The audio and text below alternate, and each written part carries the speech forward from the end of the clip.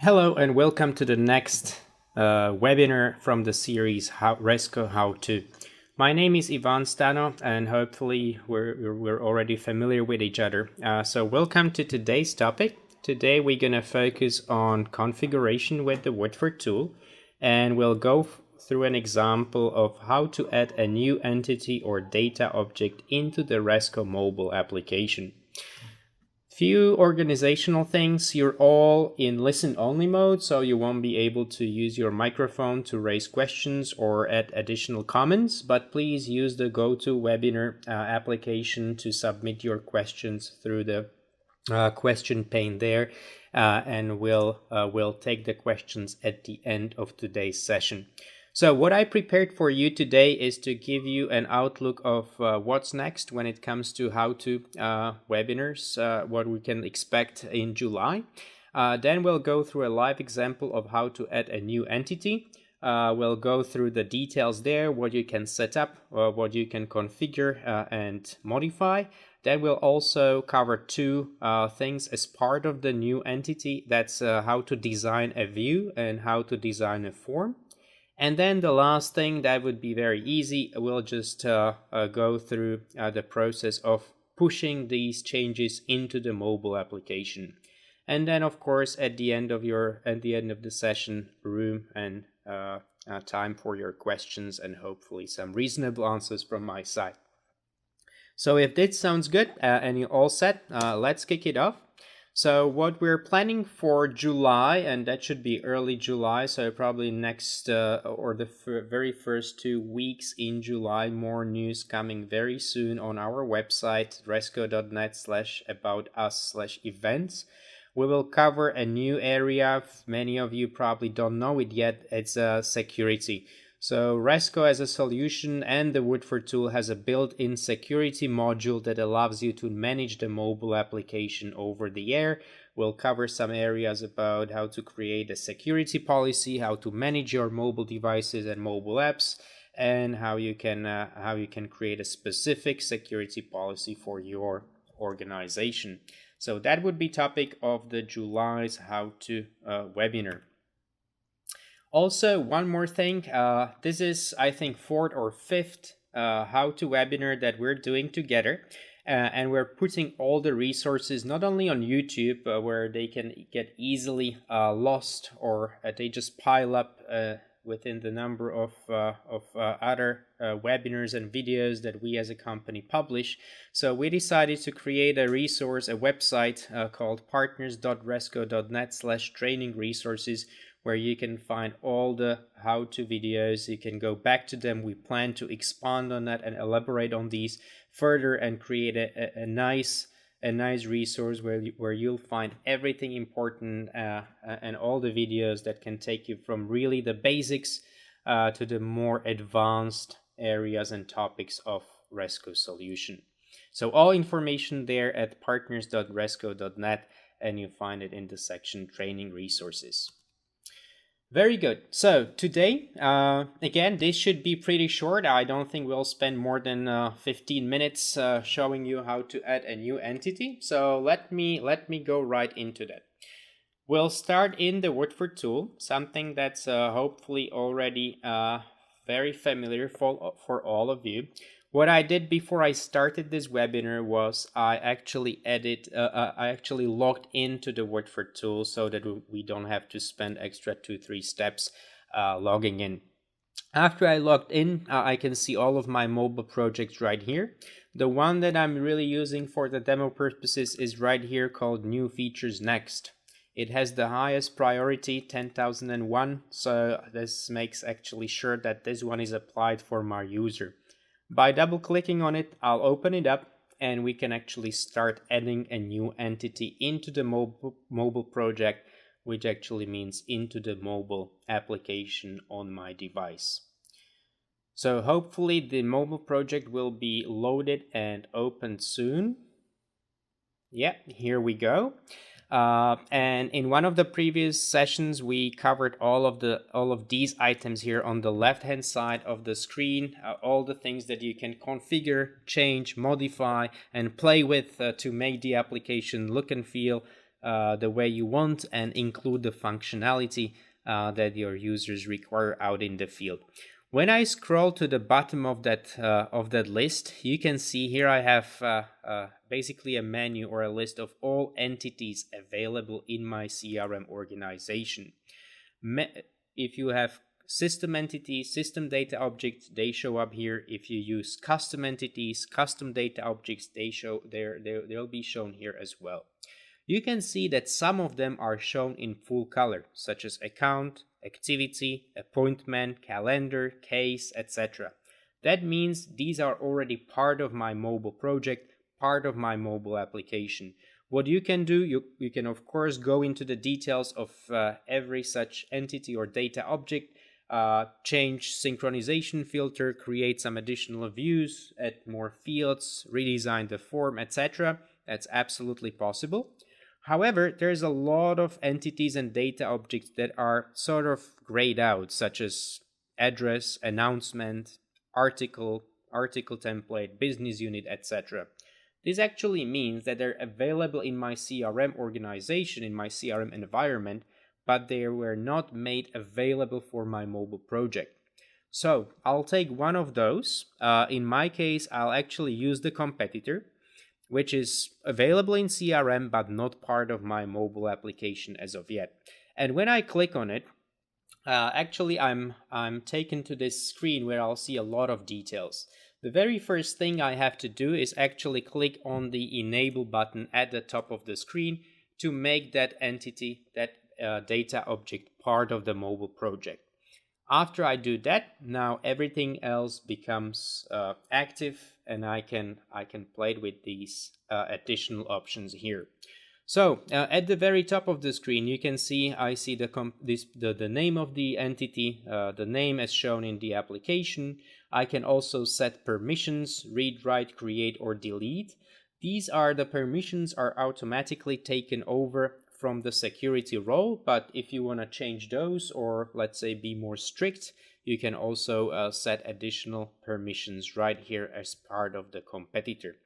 You can also define the mode in which the entity will work on a mobile device, and there are two options. The first one is online and offline at the same time. This option will actually enable to use competitor records in the offline mode within the mobile application, which basically means that all competitor records will be stored locally on a mobile device. However, the second option, online only, is there for situations, for example, if you have very sensitive data that you don't feel comfortable storing on your mobile device, or let's say you have some issues with the size of the database, you can make an entity available in online mode only. If you select online mode only, you can see that the synchronization section underneath gets disabled because there will be no need to synchronize data. They will be loaded in online mode from my CRM environment only. If I change back to online and offline, now I have the synchronization section available and I can play with that. Synchronization, two things you can set up. So you can set up the synchronization method if it's the standard sync, which means after the initial fill synchronization, we're only syncing the deltas, the changes. So that's usually quite quick and swift. Or you can prompt full synchronization for the competitor records every time the mobile application is synchronized. The second thing you can define is the conflict strategy. So what actually happens if there's a conflict between your data, your records on a mobile device versus those in your CRM organization? In default, the conflict strategy is set up in a way that the server always wins. However, you can change it to device wins, so the record that you have locally on your mobile device will prevail. Probably the smartest one is to require user action. So we will show you the two records that are in conflict after a synchronization, and the user can actually choose which record is the correct one. The fourth one is a new thing, so I'll have to study what that actually means, but it's really cool that we're making some progress there as well. So all these things you can actually set up at the entity level. Underneath, we have the fields view. So basically all the fields available as part of the competitor entity are shown here. I click on the name to reorder them a little bit, just like this. And at this point, you can actually choose what fields to use in the mobile application. So for the purposes of my demo, I'll select a few. Let's say I'll choose city, country, I'll choose street 1, maybe zip code, and state/province. Also, please mind that when I select particular field, I have additional field properties permissions here on the right side of the screen. So you can go as deep when it comes to setting permissions as the field level. So you can choose read, create, or update right there, and you can also choose the formatting style or formatting for the given field. So when all of this was done, I'll hit the save button to save these changes. And before we do the next step, I would like to point you to one more very important thing. Every entity, whether it's competitor, case, calendar, etc., I'll just go back to the competitor, has this cool button called sync filter. The sync filter actually enables you to create a synchronization filter based on which the records will be downloaded locally for offline purposes down to the mobile device. So that's done very simply. You can just add a condition and then play with this very simple scripting. So you can say, I only want to download the competitors that were modified in the last year. That way you can minimize the size of your local database, especially if you expect to have huge amount of records that might impact the performance of the application. For my purposes, I'll just delete this, as I really want to make sure that we'll be showing some records when I add this entity into the mobile app. But this is available for every single entity. Okay, so to wrap it up, we enabled the entity and we picked up some of the fields. If I wanted to, I can also play with these additional options here at the top of the screen. What I can do now, I can actually expand the competitor by clicking on this little triangle here. And you can see I have basically 5 additional options here or items here that I can configure.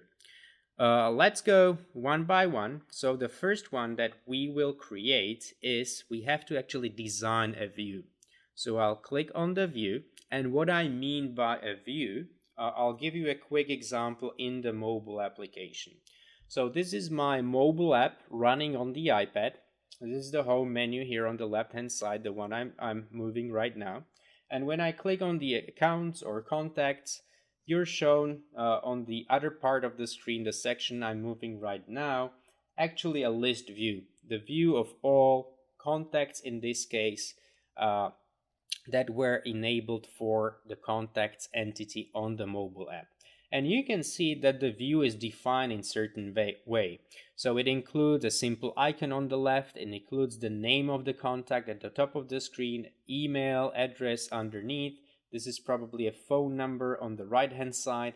And for some of the contacts, I also have an association with most probably an account, which seems to be a clickable link, so I can get right from the view of the contacts to the associated account. So this is how the view is designed, and that's exactly what we're gonna do for the competitor. So let me go back to the Woodford tool. I'm still within the competitor entity. I went to the views. What's really cool, and it's a great time saver, is we support the option to import views from your CRM. So if you click on the import button here at the top of the screen, Woodford tool connects to the CRM organization and displays the existing views that were made for the competitors entity on the side of the CRM. I can just select any of these and add them very easily, and I save some time and the need to redesign or design the view from scratch. However, this is an educational video, so we will create one from scratch so you get the idea how that is done. What I'll do, I click on the new button at the top of the screen, and I have number of options here. So first, you can put or associate certain name for the view. I'll be okay with competitors, as we'll just create one view, but you can have multiple views per entity. I'll explain that in a little moment. Then you can select a type. So the first one is the public view, which means that's the generic view created for, or that you can see when you click on certain entity in the mobile application, as I showed you on the iPad. Then you can also create an associated view. So if you want to put a list of competitors as part of some other entity in Resco shown as a separate tab or a new section on the form. The third type is the lookup view. An example, if you want to add new products or some products to a quote, you click on the plus button and you're shown a lookup view with a list of all products that you can select. And then the last one is the option to create a specific view for dashboard purposes only. So if you want to include competitors on the dashboard and you want to create a specific dashboard only view for those, you can do that right here. But for our case, we will go with the public view, and I can also select a template to save some time. You can go with empty. That means you design everything from scratch, or you can choose one of three that we predefine here. I'll go with the first option here, primary plus 2 secondary, which means my view will consist of 1 primary cell and 2 secondary cells underneath. I click OK. And here I am in the view designer. I'll use this slider at the top of the screen in the top right corner to make it bigger so you can see what I'm doing. This is my template. So at the top I have the primary cell that in default will include the name of the competitor. And then my template includes 2 additional cells at the bottom of the view. And these can be used to add some additional fields here. So I'll select the one on the left, and then here on the right hand side I have the Fields Explorer. So here I have the fields that I enabled for the competitor entity as one of the previous steps. So let's say it would be really handy for me to see the city. So I double click the city here in the Fields Explorer section, and the city field will be added right here. And then I have one additional cell. Let's say I also want to see the zip code. So I'll double click the zip code and that field will be added there. So this is how my view will look like. This is also very configurable. So not only I can change the dimensions of every single cell that I add here. You can also change the width of the view, the height of the view. You can choose the color. You can choose the alignment, binding, the anchor. And what's even more, you have so many options at the top of the screen, which means you can add an image on the view, maybe a map pin. You can edit styles, add action buttons if you want to enable making a quick phone call or sending an email. You can also enable multi-select option if you want to select number of different competitors right on the view. What's even more, you can also edit filter. So you can create one specific view of competitors, let's say from city of Boston, and then you can create a different view of competitors from city of New York, etc., etc. You can also edit sort, search, etc. So really a lot of options how a view can look like, how it can behave, what kind of functionality it can include. But let's say this is fine, so I hit save and close. And now we'll have to proceed with one more thing, and that's to design a form. So actually you can see my first view here called competitors public view, available in both online and offline. But now the second thing is the form. So the form, when I'll go into the mobile app again to explain what we're actually doing, I'll go back to the mobile application, and when I click on Aaron Parker at the top of the screen, I'm shown this this third panel here, and that's actually the form. The form includes different sections, or it can be tabs based on your preference, and each section includes number of different fields. So it can be the name, phone number, or the address section, the street information, city, zip code, some activities. That's the associated view, so I can see the activities that were created for Aaron. I also see a LinkedIn web page, so an iframe embedded there, map section, and then some additional associated views for opportunities and notes. So this is actually what we're gonna design now. So let me go back to the Woodford tool, and I click on the forms here as part of the competitor entity. And the only tricky part about the form is that you actually have to create one from scratch. So you can't import existing forms from your CRM into Resco. But believe me, this is for a good reason. We've seen so many different devices that our customer use. Some use iPhones SE with very small screens. Some use Android devices with huge screens, so-called phablets. Some of our customers use Resco on tablets with large screens, such as the huge iPad. Some use the application on their laptops or desktops. So trying to fit everything into small screens, medium screens, or large screens can be really a challenge. So we really recommend to create a form from scratch. So that's what we'll do right now. I click on the new button at the top of the screen. I'll go with the editable form. The second option is the contact info form, which is a non-editable form, but let's say it makes sense to have the option to change the values of the fields on a form. So I'll go with the edit form. I click OK, and I'm taken into the designer. Now it makes sense to make it a little smaller so you actually get an idea what we're doing. This is my white canvas, and in default, every form includes two tabs or sections, general and address. If you want or need more, that's actually very simple. All you have to do is click on Add Detail. This way you can have as many sections or tabs as you need, so space and room for your fields. Every such section can be renamed very easily right here. Doesn't have to be called general, but let's say, I don't know, contact info. Very quickly you can change it right there. Okay, I made some invalid name. I have to use underscore, but I hope you get the idea. So everything can be changed right there. If I'm okay with just two, I can do that very easily.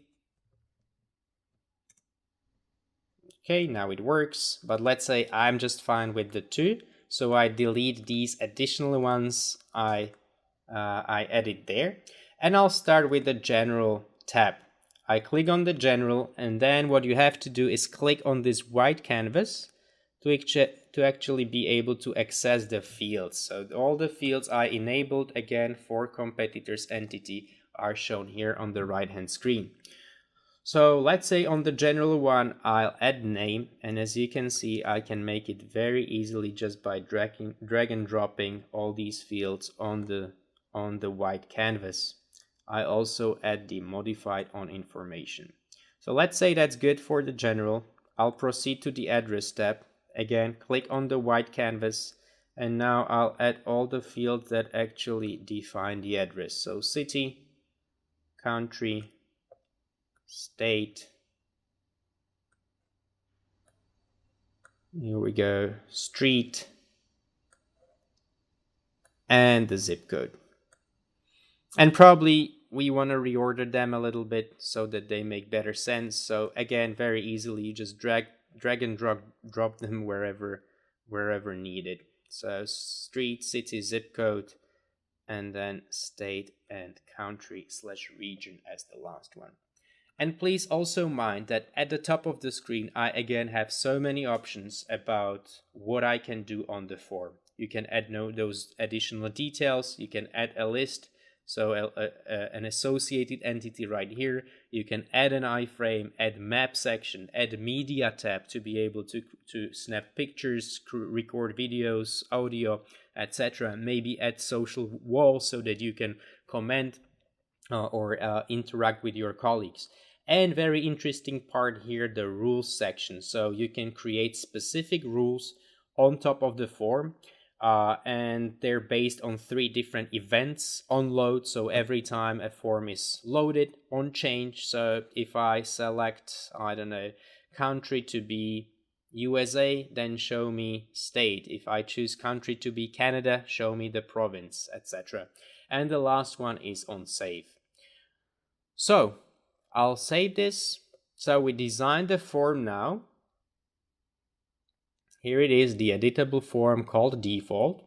And we're almost done. One more thing we have to do is actually scroll all the way up, go to the home section. That's actually the home menu in the mobile application. If I switch there quickly, that's the section I'm moving right here. It's the very left panel on the screen. And what I'll do, I actually drag and drop the competitor entity from the list of available items onto the home menu. And you can make it like change the order, put it wherever you like, wherever you need it. If it's something you expect your users to work a lot with, you may want to put it at the top of the screen. So let's say this is fine. I save this last change. And now all I have to do is actually hit the publish button. So when I hit the publish button, the project new features next with the edit entity competitors is now stored on the CRM. And when I go back to the mobile app after a successful publish, here we go. All I have to do right now, there's no competitor entity as you can see here. All I have to do is synchronize the app. So I'll synchronize the mobile application. Now the app, as part of the synchronization process, it will download all changes from my CRM. It will send all changes from the mobile application. And as part of the process, it will always check if there's a new changed mobile project, something that was configured in the Woodford tool. In my case, that was a success, that was true. So the application was updated, message shows up. I hit OK, and now you can see here in the middle of the screen, I see the competitors entity right about here. So when I tap on that, here's my view that we created. As you can see, it includes the name at the top and then 2 additional cells underneath, the city and the zip code. And then when I open a specific record, here are my 2 tabs or sections. So the info tab with the name, created on and modified on fields, and then the address section with street, city, zip code, state, province, and country and region. So as you could see, adding a new entity into the Resco applications consists of basically 3 steps. That means enabling the entity for the mobile project, designing a mobile view that can also be imported from your CRM to save some time, and then designing a mobile form. So all in all, probably something that can take you, if it's something very simple, maybe 5 to 10 minutes. If you want to go with something more complex, more advanced, add some additional functionality, really play with the look and feel of the view and the form, it can take, of course, some more time. But hope this gave you an idea how to work with Woodford tool when it comes to adding a new entity into the mobile app. Okay, room for your questions. So feel free to use the GoToWebinar questions pane or section there to submit your questions as you're all in listen-only mode. And we just got the first question from Michal. Where are the form and view definitions saved? Are those saved in the CRM? So yes, the view of the form and the view are saved as part of the mobile project. And then when I hit the publish button, that mobile project is stored in CRM as part of a custom Resco entity. So it's saved there. And then when the application is synchronized, it always synchronizes the records, the data, and it also checks with that custom Resco entity if there's a new changed, edited definition of the Resco Mobile project, and also downloads all new definitions as part of the synchronization process.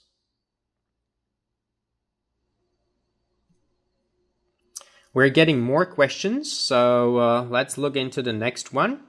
Is it possible to configure a sync filter for the cloud document? Good question, Giuseppe. I'm actually not 100% sure, but I can check with my colleagues if we can create sync filters for external sources as well. We, for example, have out-of-the-box synchronization with SharePoint, and I believe it's totally possible to create synchronization filters for documents stored in SharePoint. But to add some complexity, we also have support for other cloud storage services such as OneDrive, Google Drive, Dropbox, etc. And that's something I will have to check with my colleagues if we can create sync filters for these. Next question, is it possible to create a brand new entity from the Woodford tool? Question from Craig. I know exactly where you're aiming, Craig. So creating a new entity from the Woodford tool is not possible. You can either create a new entity in the CRM system. So if you use dynamic CRM, you would have to create it there. If you use standalone Resco solution, you will have to create it in the standalone Resco. If you use Salesforce, you will have to create a data object there. And then the Woodford tool allows you to enable it for the mobile project. The reason for that is that the Woodford tool is a metadata-driven tool, so we only have information about your data, so data about your data, but we're not actually able to create new data from the environment of the Woodford tool.